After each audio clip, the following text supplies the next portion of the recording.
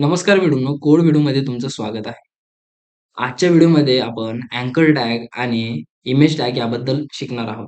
ते बी एकदम डिटेलमध्ये. एक वेबसाईटवर अँकर टॅगचा वापर कसा करायचा आणि इमेज टॅगचा वापर कसा करायचा, नेमकं इमेज टॅग आणि अँकर टॅगचा या दोन्हीचा वापर एक सोबत कसा करायचा, हे आपण या व्हिडिओमध्ये बघणार आहोत. त्यानंतर आपण डिटेलमध्ये ॲट्रिब्यूट्सला एक्सप्लोर करणार आहोत. ॲट्रिब्यूट्सच्या काही कॅटेगरीज आहेत. त्या कॅटेगरीजबद्दल आपण बोलणार आहोत. नेमकं ॲट्रिब्यूटचं स्ट्रक्चर कसं आहे, याबद्दल देखील आपण इथं बोलणार आहोत.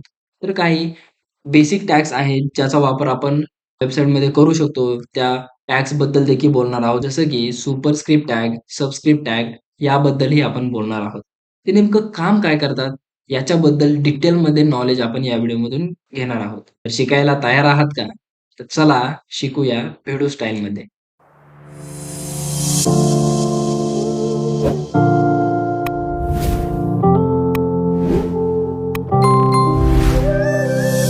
तर ॲट्रिब्यूट बद्दल बोलायचं झालं, तर ॲट्रिब्यूट जे असतात ते एक्स्ट्रा इन्फॉर्मेशन देतात एलिमेंट बद्दल. पण हे तर आपल्याला माहिती आहे, की ते एक्स्ट्रा इन्फॉर्मेशन देतात.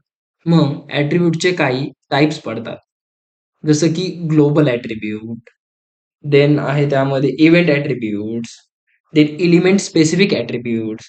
नेमकं हे ॲट्रिब्यूट नेमकं करतात काय? तर सर्वप्रथम बघूया ग्लोबल ॲट्रिब्यूट. तर ग्लोबल ॲट्रिब्यूट म्हणजे असे ॲट्रिब्यूट्स जे की मोस्ट ऑफ एलिमेंटमध्ये वापरले जाऊ शकतात. अशा ॲट्रिब्यूटला आपण ग्लोबल ॲट्रिब्यूट्स असे म्हणतो. मग असे ग्लोबल ॲट्रिब्यूट कोणते आहेत? तर त्यामध्ये टायटल एक आपला ग्लोबल ॲट्रिब्यूट आहे, जो की आपण जवळपास सर्वच एलिमेंटमध्ये वापरू शकतो, की टायटलमध्ये आपण एक टूल टिप देतो, की ह्यामध्ये आपण काय इन्फॉर्मेशन दिलेली आहे. जर दुसऱ्या ग्लोबल ॲट्रिब्यूट बद्दल बोलायचं झालं तर क्लास आहे, आयडी आहे, नेम ॲट्रिब्यूट आहे. सो हे जे ॲट्रिब्यूट्स आहेत, हे आहेत ग्लोबल ॲट्रिब्यूट म्हणजे की मोस्ट ऑफ एलिमेंटमध्ये यूज होऊ शकतात. जर तुम्हाला क्लास ॲट्रिब्यूट, आयडी ॲट्रिब्यूट माहीत नसेल, तर टेन्शन घ्यायचं नाही. यावर आपण एका स्पेसिफिक व्हिडिओमध्ये बोलणार आहोत. त्यानंतर जर बघायचं झालं, तर इव्हेंट बेस्ड ॲट्रिब्यूट देखील असतात. तर इव्हेंट बेस्ड ॲट्रिब्यूट म्हणजे काय? बेसिकली इव्हेंट बेस्ड ॲट्रिब्यूट आपण आता वापरणार नाही. ते वापरतो कधी? जेव्हा आपण आपल्या वेब पेजमध्ये फंक्शनॅलिटी ॲड करतो. सपोज एखादं बटन आहे, त्याला क्लिक केल्यानंतर काय व्हायला पाहिजे किंवा काहीतरी चेंजेस करायचे आहेत, त्या टायमाला आपण इव्हेंट बेस्ड ॲट्रिब्यूट्सचा वापर करतो. बेसिकली इव्हेंट म्हणजे काय, की एखादी ॲक्शन जी आपण आपल्या वेब पेजवर परफॉर्म केलेली आहे. ते एखादं सर्च असू शकतं, एखादं सबमिटचं बटन असू शकतं किंवा एखादं डिलीटचं बटन असू शकतं. ते कोणतंही इव्हेंट असू शकतं. सपोज मी माझा माऊस एखाद्या एलिमेंटवर होव्हर करतोय, हे पण एक इव्हेंट असू शकतं. मी जर माझं वेब पेज रिफ्रेश करतोय, तेही एक इव्हेंट असू शकतं. आणि इव्हेंटबद्दल आपण एकदम डिटेलमध्ये शिकणार आहोत, ज्या टायमाला आपण जावास्क्रिप्टबद्दल एक्सप्लोर करायला सुरू करतो. त्यानंतर असतात element specific attribute. Element specific attribute कोणते? तर एलिमेंट स्पेसिफिक म्हणजे जे की एका स्पेसिफिक एलिमेंटमध्येच असतील.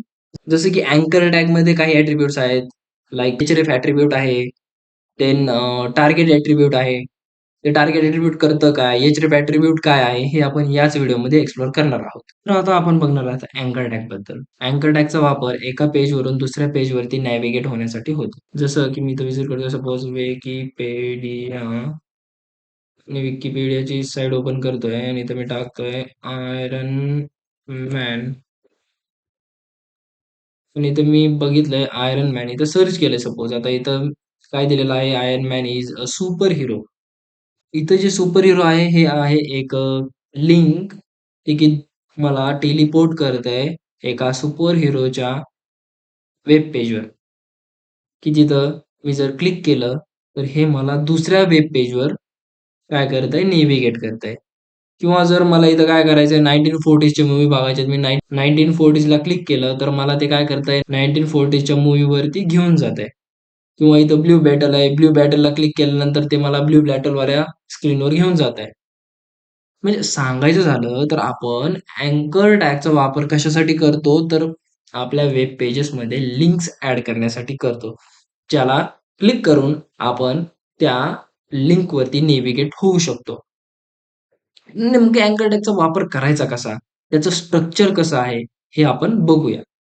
त्यासाठी काय करायचंय, व्हिडिओ स्टाईल कोडिंगमध्ये जायचंय, HTMLमध्ये जायचंय डे 3 नावाचं फोल्डर क्रिएट करायचंय आणि शिफ्ट दाबून ओपन विथ व्हीएस कोड करायचंय. ज्याने की ती फोल्डर आपल्या व्हीएस कोड मध्ये ओपन होणार आहे. हे जे आहे आपलं हे आहे एक्सप्लोरर. इथं आपण आपल्या ज्या फाइल्स आहेत त्या बघू शकतो. हे जे आहे आपलं डे 3चं फोल्डर आहे. आता इथं काय करायचं, इथं एक HTML फाईल क्रिएट करायची. अँकर dot HTML. Sheet down exclamation mark दाबायचं आहे. आपलं बॉयलर प्लेट इथं ऍड करायचं आहे आणि इथं काय करायचंय, अँकर टॅग म्हणून टायटल द्यायचंय आणि इथं बघायचं आहे अँकर टॅग. तर अँकर टॅगला ए दाबल्यानंतर अँकर टॅग इथं आलेला आहे. तर अँकर टॅग हा जो आहे हा आहे इनलाईन एलिमेंट. हा फक्त जेवढी लागते तेवढीच विड्थ घेतो. जर मी इथं लिहितोय this is GOOGLE Google link आणि मी याला गो लाईव्ह करतोय, तर हे मला इथं दिसणार आहे दिस इज गुगल लिंक. जर मी क्लिक करतोय, काहीच होत नाहीये. मला ते Googleच्या लिंकवर पण घेऊन जात नाहीये. तर काय असतंय, आपल्याला अँकर टॅग जो असतो, तो काय करतो, आपल्या वेब पेजवरती लिंक ॲड करतो. तर इथं जो href आहे, जी लिंक आपल्याला द्यायची आहे, ज्या फाईलचा रेफरन्स आपल्याला द्यायचा आहे, आपण तो या href मध्ये देतो. href म्हणजे काय? तर href म्हणजे हायपर रेफरन्स. तर इथं आपल्याला आता लिंक ॲड करायची आहे.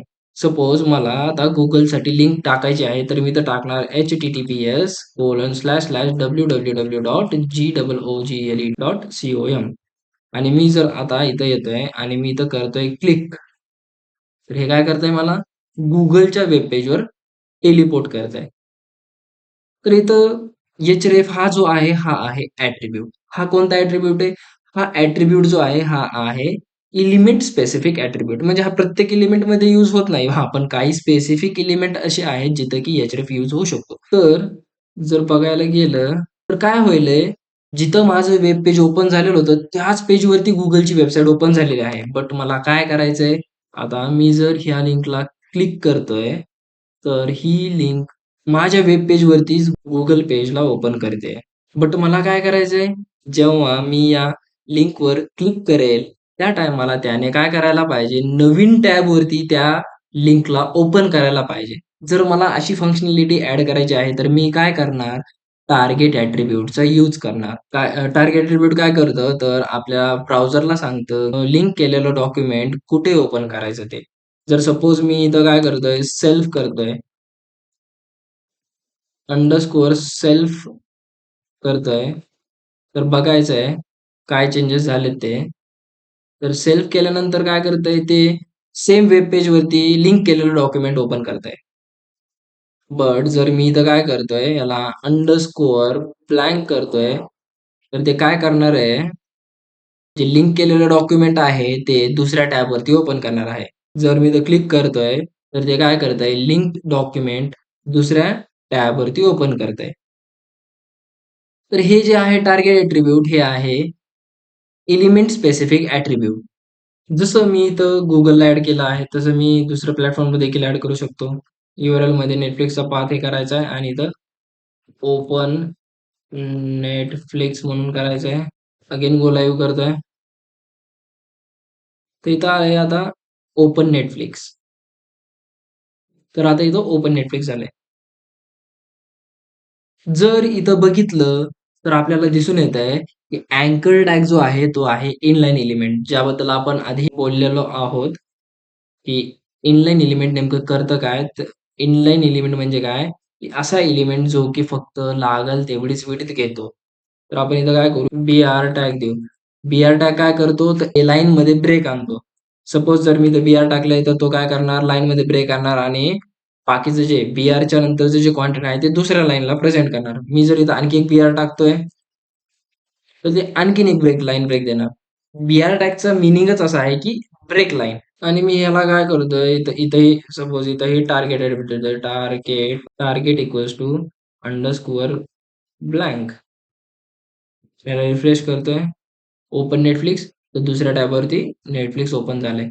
ओपन गुगल, तर दुसऱ्या टॅबवरती गुगल ओपन झालंय. तर आता आपण बोलूया इमेज टॅग बद्दल. त्याच्या आधी आपण याला कमेंट करायचं आहे आणि आता बोलूया आपण इमेज टॅग बद्दल.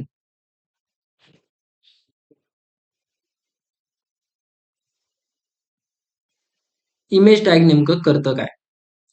तर इमेज टॅगचा वापर आपण इमेज टॅगचा वापर आपण आपल्या वेब पेजवरती इमेज ॲड करण्यासाठी करतो. तर इमेज टॅग जर टाकले तर IMG टाकलं तर हा आहे इमेज टॅग. यामध्ये ही 2 स्पेसिफिक ॲट्रिब्यूट आहेत, ज्याला आपण एलिमेंट स्पेसिफिक ॲट्रिब्यूट म्हणतो. जसं की इथं आहे SRC. SRC stands for source basically. हा सोर्स कोणता असेल? हा ॲब्सोल्यूट सोर्स सुद्धा असू शकतो आणि हा रिलेटिव्ह सोर्स सुद्धा असू शकतो. आपण या दोन्हीबद्दल बघणार आहोत. तर अल्ट काय आहे? अल्टबद्दलही आपण डिटेलमध्ये बघणार आहोत. ओके. तर सगळ्यात पहिल्यांदा इथं काय करायचं आहे, एक IMG नावाचं फोल्डर बनवायचं आहे. IMG.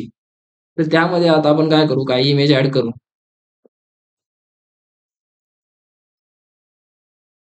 तर इथं काय करायचं आहे, क्लोज अदर टॅब्स करू आणि इथं आपण आयरन मॅनची इमेज डाउनलोड करूया. तर ही इमेज आहे जी की आपल्याला डाउनलोड करायची आहे. सेव्ह इमेज ॲज अ आणि इथं काय करायचंय, धिस पीसीमध्ये यायचंय, डी मध्ये यायचंय आणि code video style coding HTML day 3 मध्ये इमेज मध्ये येऊन त्याला काय करायचंय, आयरन मॅन नाव सेव्ह करायचंय. ओके. तर जर बघायला गेलं तर आयर्न मॅनची इमेज इथं अवेलेबल आहे. तर इथं मी काय करतोय, SRC मध्ये फाईलचा पाथ देतोय. तर फाईलचा पाथ कसा द्यायचा आहे? आता आपण यूज करणार आहोत रिलेटिव्ह पाथ.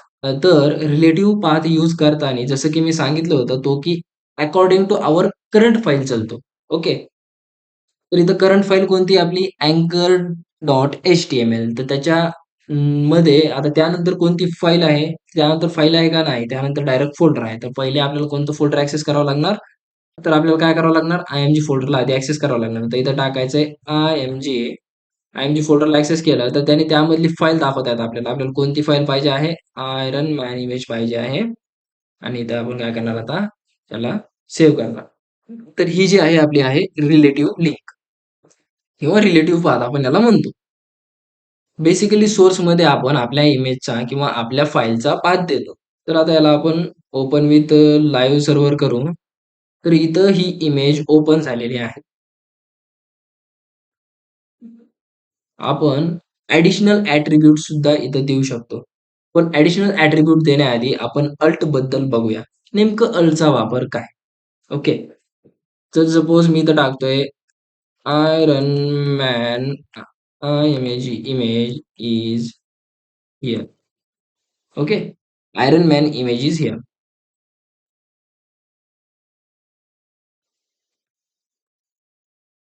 आणि इथं गेलोय, मला तर इथं कुठं याच्यावर हॉवर केल्यानंतर दिसत नाहीये, की नेमका हा टेक्स्ट आलाय कुठे? ओके. बरं ठीक आहे. मी ना इथं एक टायटल ॲट्रिब्यूट बी देतो. Title equals to this is Iron Man आणि जर मी इथं याच्यावर हॉवर करतोय, तर इथं आलंय this is Iron Man. Okay. मी इकडे हॉवर केलंय, काहीच नाही. इथं हॉवर करतोय इमेजवरती, तर इथं आलंय this is Iron Man. Okay. But मला इथे अल्ट ॲट्रिब्यूट मधलं टेक्स्ट कुठंच दिसलं नाही. तर हे कधी आपल्याला दिसतं? अल्ट म्हणजे alt attribute as a alternative text काम करतं. जर सपोज आपला SRC मधला जो पाथ आहे तो इनव्हॅलिड आहे, जो की एक्झिस्टच करत नाही. त्या टायमाला आपलं त्या टायमाला आपलं अल्टरनेट टेक्स्ट जे आहे ते आपलं डिस्प्ले होतं वेब पेजवरती. आपण काय करू आता आपल्या फाईलचा पाथ इनव्हॅलिड करू बाय ॲडिंग टू. म्हणजे आता आपण काय करायचंय आपल्या फाईलचा पाथ थोडा चुकवायचा आहे. जर मी इथं काय करतोय इथं टू करतोय. आता हा काय झाला माझा इनव्हॅलिड पाथ झाला कारण की ह्या नावाने कोणतीही फाईल माझ्या डेस्कटॉपवरती नाहीये. आणि आता जर मी इथं आलोय तर इथं मला दिसतंय Iron Man image is here. So the alt attribute works as an alternate text. आता आपण बघूया इमेज टॅगचा वापर आपण ॲब्सोल्यूट लिंक सोबत कसा करतो. सपोज एखादी इमेज आहे स्पायडरमॅन. तर स्पायडरमॅनची इमेज जी आहे ती आपण घेऊया. स्पायडरमॅनची इमेज घेतोय ही वाली. काय करायचंय, कॉपी इमेज ॲड्रेस करायचंय आणि कॉपी इमेज ॲड्रेस करून काय करायचं SRC मध्ये इथं पेस्ट करायचंय. तर हा झाला आपला ॲब्सोल्यूट ॲड्रेस. जर बघायला गेलं, जर आता मी ह्याला ओपन विथ लाईव्ह सर्व्हर करतोय, ओपन विथ लाईव्ह सर्व्हर करतोय, तर इथं मला काय दिसतंय? आयरन मॅनची इमेज इज हिअर दिसत नाहीये. जर मी इथलं हे करतोय, तर इथं मला आयरन मॅनची इमेज देखील दिसते आणि मला ॲब्सोल्यूट इमेज देखील दिसते. आता जर मी इथं अल्टमध्ये टाकतोय हां, इमेज माइट बी डिलीटेड आणि मी इथं काय करतोय, एक फॉल्स पार्ट देतोय आणि मी इथं रिफ्रेश करतोय. तर इथं काय आलंय, इमेज माइट बी डिलीटेड. तर आता आपण बघूया अँकर टॅगचा वापर इमेज सोबत कसा करायचा. आपण अँकर टॅगचा वापर इमेज सोबतही करू शकतो. जे एक्स्ट्रा ॲट्रिब्यूट्स आहेत त्याबद्दल बोलू. जसं की बघायला गेलं विड्थ जो आहे, जो की ग्लोबल ॲट्रिब्यूट आहे, जो की आपण मोस्ट ऑफ एलिमेंट सोबत वापरू शकतो. जसं की मी जर इथं विड्थ देतो याची 300 पिक्सल. जर बघायला गेलं तिथे याची विड्थ सेट झाली ॲज अ 300 पिक्सल. जर सपोज मी याची IGST आहे, हाईट करतोय 200 पिक्सल. या इमेजची हाईट सेट झालेली आहे ॲज अ 200 पिक्सल. बट याने काय झालंय, याचा ॲस्पेक्ट रेशो जे आहे तो डिस्टर्ब झाला आहे. म्हणजे ती एक अशी श्रिंक्ड इमेज झालेली आहे, की अशी एका साइडने म्हणजे चेपटी झाली आहे. त्यामुळं मग काय करायचं, आपण सपोज इथला हे काढतोय मी आणि इथं हाईट देतोय 200 पिक्सल. पिक्सल काय आहे? हे एक साइझिंग युनिट आहे. मग पिक्सल एवढंच एक साइझिंग युनिट आहे का? नाही. तर आपल्याकडे एम आहे, रेम आहे. त्याबद्दल आपण डिटेलमध्ये एक्सप्लोर करणार आहोत, ज्या टायमाला आपण सी-एस-एसमध्ये जाऊ. तर चला आता आपण बघूया एका किंवा ॲज अ अँकर टॅग इमेज कशी वापरायची. त्याआधी आपण काय करू, इथं याला कमेंट करूया. आणि इथं काय करतोय मी, आता सपोज एक अँकर टॅग टाकलाय आणि इथं मी टाकतोय ओके, इथं लिंक टाकायच्या आधी मी काय करतोय, इथं आय-एम-जी टॅग वापरतोय. आणि आय-एम-जी टॅगमध्ये काय करतोय, इमेज फोल्डरमधला आयरन मॅन इमेजला देतोय. ओके. आणि इथं अल्टरनेट काय देतोय, I am image of Iron Man. त्याला मी टायटल देतोय. टायटल काय देतोय, एक्स्ट्रा इन्फॉर्मेशन प्रोव्हाईड करतो. काय? की you will get the info about Iron Man after clicking the image. Okay. मी हे ना एक इन्फॉर्मेशन दिली आहे. जेव्हा मी इमेजवरती होव्हर करेल, त्या टायमाला मी ते बघेन. तर मी जर काय केलंय, इथं आलंय, तर इथं आलंय, "you will get the info about Iron Man after clicking the image." तर आता मी काय करतोय, Wikipediaवरती ना किंवा info about Iron man. Info about Iron man केलंय आणि इथं आयरन मॅनचं Wikipediaचं पेज ओपन केलंय. आणि मी काय करतोय आता,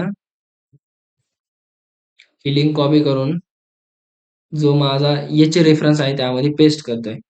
तर आता काय होणार आहे, अँकर टॅगमध्ये मी टेक्स्ट न देता एक इमेज ॲड केली आहे आणि त्या इमेजला ती लिंक पॉइंट केली आहे.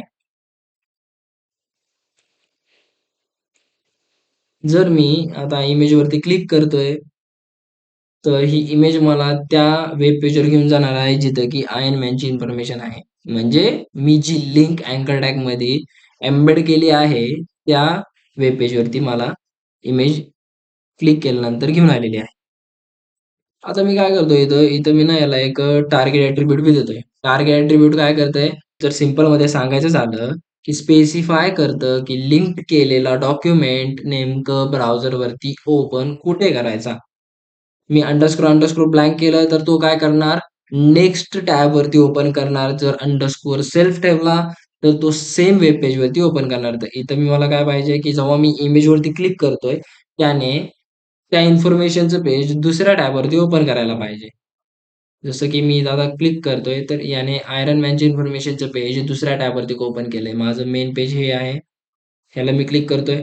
इन्फॉर्मेशनचं पेज दुसऱ्या टॅबवरती केलेलं आहे. तर हे झालं सगळं आपलं इमेज टॅगबद्दल, अँकर टॅगबद्दल. तर आता आपण बघूया सुपरस्क्रिप्ट टॅगबद्दल आणि सबस्क्रिप्ट टॅगबद्दल. नेमकं सुपरस्क्रिप्ट टॅग काय आहे आणि सबस्क्रिप्ट टॅग काय आहे? यांचा वापर नेमका कसा करायचा आपण ते बघणार आहोत. तर कधी-कधी आपण असं बघतो एखाद्या वेबसाईटवर मॅथेमॅटिकल एक्सप्रेशन दिलेलं असतं, की एक्सचा स्क्वेअर प्लस वायचा स्क्वेअर अशा टाइपचं जे एक्सप्रेशन आहे ते आपण वेब पेजवर कसं रिप्रेझेंट करतो. जर मला इथं हे एक्सप्रेशन रिप्रेझेंट करायचं आहे, तर मी काय करणार सुपरस्क्रिप्ट टॅगचा वापर करणार. तर सुपरस्क्रिप्ट तर इथे मी काय करतोय एक्स आणि इथं मी काय करतोय 2 साइन देतोय आणि प्लस वाय आणि हे जे 2 आहे मला वरच्या साइडने पाहिजे आहे म्हणून मी त्यामध्ये 2 देतोय. तर जर आता मी गो लाईव्ह करतोय, तर इथं काय येणार आहे? इथं जे वरती जे एक्सप्रेशन आलं आहे x square plus y square हे कसं आलंय? x2 plus y2. बट मला ॲक्चुअली पाहिजे कसं होतं x square plus y square. तर जर मी सुपरस्क्रिप्ट स्टॅगचा वापर करतोय, तर कंटेंट हे मला वरच्या साइडनी म्हणजे अप साइड होऊन दिसणार वेब पेजवरती. सपोज मी इथं टाकतोय पी धिस आणि इथं मी टाकतोय सुपर टॅगमध्ये इज माय कंटेंट. तर जे इज माय कंटेंट आहे ते धिसच्या वरच्या साइडला दिसणार आहे. तसंच जर मला केमिकल फॉर्म्युला रिप्रेझेंट करायचा आहे वेब पेजवर, जसं की वॉटरचा मला केमिकल फॉर्म्युला रिप्रेझेंट करायचा आहे जो आहे H2O हा मला रिप्रेझेंट करायचा आहे वेब पेजवरती. तर मी कसं करणार? इथं टाकणार एच देन मी इथं काय करणार? सबस्क्रिप्ट टॅगचा वापर करणार. सबस्क्रिप्ट टॅग मध्ये मी इथं 2 टाकणार अँड देन मी इथं पुन्हा ओ टाकणार. आणि जर बघायचं झालं तर इथं आलाय आता जो की आहे वॉटरचा फॉर्म्युला H2O. बेसिकली आपण जे कंटेंट अप साइडला रिप्रेझेंट करायचं आहे, त्यासाठी आपण सुपरस्क्रिप्टचा वापर करतो आणि जे कंटेंट डाउन साइडला रिप्रेझेंट करायचं आहे, त्यासाठी सबस्क्रिप्ट टॅगचा वापर करतो. तर मित्रांनो, आज आपण ॲट्रिब्यूट्स, अँकर टॅग, इमेज टॅग आणि हे सगळं एकत्र कसं वापरायचं ते शिकून घेतलंय. त्याचबरोबर सुपरस्क्रिप्ट आणि सबस्क्रिप्ट टॅग सुद्धा डिटेलमध्ये समजून घेतलेत आणि मला खात्री आहे, यामुळे तुमचं वेब डेव्हलपमेंटचं नॉलेज आणि त्याबद्दल कॉन्फिडन्स नक्की वाढला असेल. जर हा व्हिडिओ तुम्हाला उपयोगी वाटला, तर लाईक ठोकायला विसरू नका. तुमच्या टेक आवड असलेल्या मित्रासोबत हा व्हिडिओ नक्की शेअर करा आणि अशाच दमदार कंटेंटसाठी भिडू चॅनलला सबस्क्राईब करा. पुढच्या व्हिडिओत आपण HTML मधल्या लिस्ट आणि त्याच्या टाइप्स बद्दल बोलणार आहोत आणि एलिमेंट्सला व्यवस्थित अरेंज करण्यासाठी, व्यवस्थित ऑर्गनाइज करण्यासाठी पॅरेंट चाइल्ड रिलेशनशिप कसं वापरायचं ते देखील आपण डिटेलमध्ये शिकणार आहोत. तोपर्यंत प्रॅक्टिस करा, कोडिंगचा आनंद घ्या आणि कोडिंग मधला भिडू म्हणून पुढे जा. कोड भिडू सोबत पुन्हा भेटूया लवकरच.